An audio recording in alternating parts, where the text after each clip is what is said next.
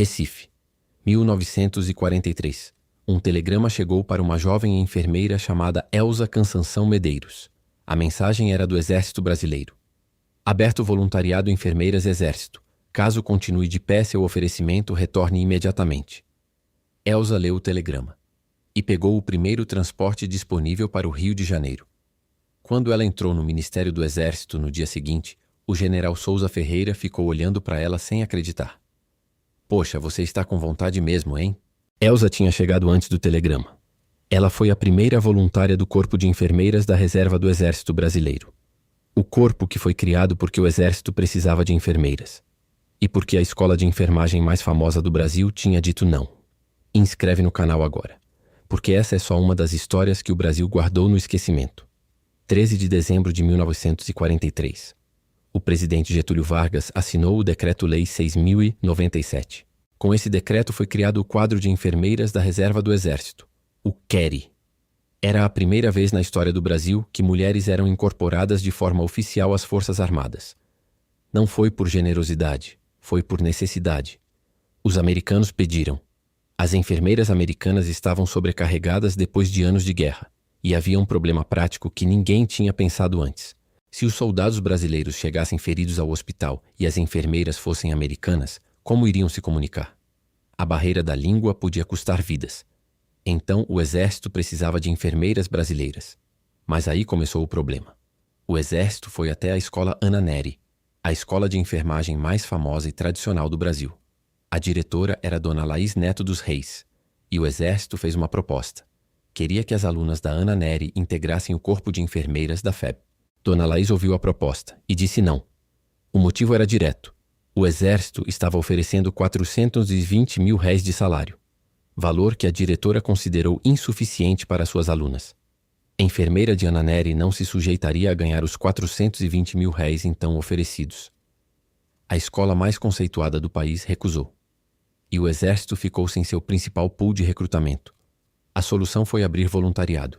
Qualquer enfermeira brasileira que quisesse podia se inscrever, com diplomas dos mais variados, profissionais com 3 anos de curso, samaritanas com 1 ano, voluntárias socorristas com 3 meses. E aí veio uma surpresa. Centenas de mulheres se apresentaram.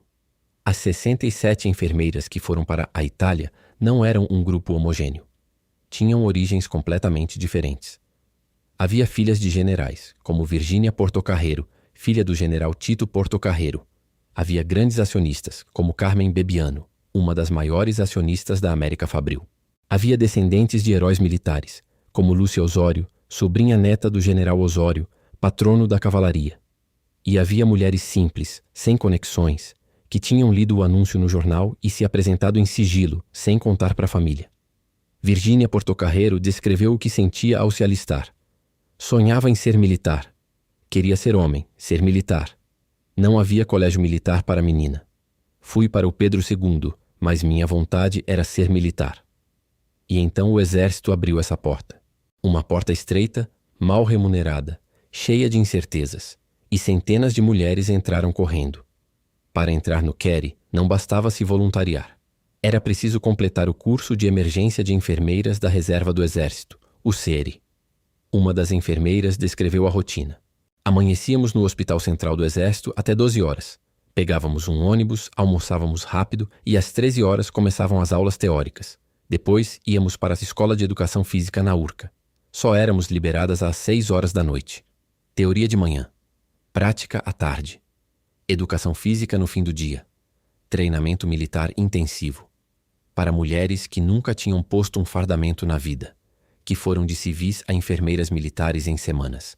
E que no final do curso, das 50 que participaram da primeira turma no Rio de Janeiro, apenas 37 foram selecionadas para a FEB. Mas tem um detalhe nessa história que revela muito sobre como o Brasil funcionava. A aeronáutica foi mais esperta que o Exército. Enquanto o Exército oferecia 420 mil réis, a aeronáutica ofereceu o salário de oficial. 1 conto e 200. Quase 3 vezes mais. E com patente definida. E quem foi para a aeronáutica? As enfermeiras da escola Ana Nery. As mesmas que a diretora tinha se recusado a mandar para o Exército. Foram para a DIFAB, com melhor salário, melhor patente, melhores condições. As 6 enfermeiras da aeronáutica que foram para a Itália eram todas formadas pela escola mais conceituada do país, enquanto o exército mandava voluntárias com cursos de 3 meses. E as voluntárias foram assim mesmo, e fizeram o trabalho. Se você está chegando até aqui, deixa o like agora. Quando chegaram na Itália, as enfermeiras brasileiras encontraram outra hierarquia que não esperavam.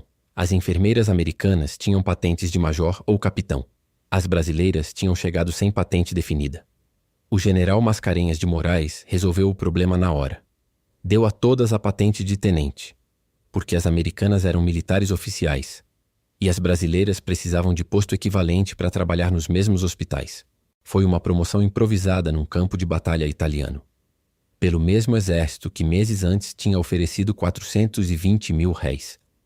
As brasileiras trabalharam em 4 hospitais de campanha americanos, em Nápoles, Valdibura, Pisa, Pistoia e Livorno, dormindo em barracas, com uniformes que não protegiam do frio europeu, enfrentando neve e cuidando de soldados que chegavam direto da linha de frente. E volta para Elza Cansanção Medeiros, a mulher que chegou antes do telegrama. Elza foi a primeira voluntária do Query, mas a burocracia militar não foi gentil com ela. O documento comprovando que ela foi a número 1 da lista ficou perdido em Recife. O telegrama que o general tinha mandado também se extraviou. Elza passou décadas sem poder provar oficialmente que tinha sido a primeira. Mas isso não impediu que ela fosse, que chegasse antes do telegrama, que servisse na guerra, que voltasse, e que após a guerra se tornasse a guardiã da memória da Segunda Guerra Mundial em Alagoas, com um museu que ela própria criou, com mais de 700 peças e 5.000 fotografias. Que escrevesse livros sobre a guerra, incluindo um chamado E Foi Assim que a Cobra Fumou, que em 2004 se tornasse a primeira mulher militar a entrar para a Academia Maceiuense de Letras. A mulher que tinha chegado antes do telegrama se tornou imortal. Mas a história do Query tem um fim que já conhecemos de outras histórias da FEB. Quando a guerra acabou, o corpo de enfermeiras foi desmobilizado junto com o restante da FEB. As mulheres voltaram para casa, sem patente permanente, sem carreira, sem continuidade. Ficaram 12 anos fora do exército. Em 1957, uma lei federal as reincorporou como tenentes, e o segmento feminino só voltaria às Forças Armadas de forma permanente em 1980, 35 anos depois que essas mulheres tinham provado que podiam servir em guerra. O quadro de enfermeiras da reserva do exército foi criado porque os americanos pediram, porque as enfermeiras americanas estavam sobrecarregadas, porque havia uma barreira de língua que precisava ser resolvida. Não foi um ato de pioneirismo feminino planejado pelo governo, foi uma necessidade militar que abriu uma porta, e dezenas de mulheres entraram por essa porta correndo, sem saber exatamente o que iam encontrar do outro lado. Com cursos de 3 meses, com 420 mil réis de salário, sem patente definida, sem uniformes adequados para o frio europeu. E fizeram o trabalho, em hospitais de campanha na neve italiana, cuidando de homens que chegavam sem membros, preparando noivas para receber maridos mutilados, ficando 12 anos esperando reconhecimento depois. Elza chegou antes do telegrama, e o Brasil chegou 12 anos atrasado.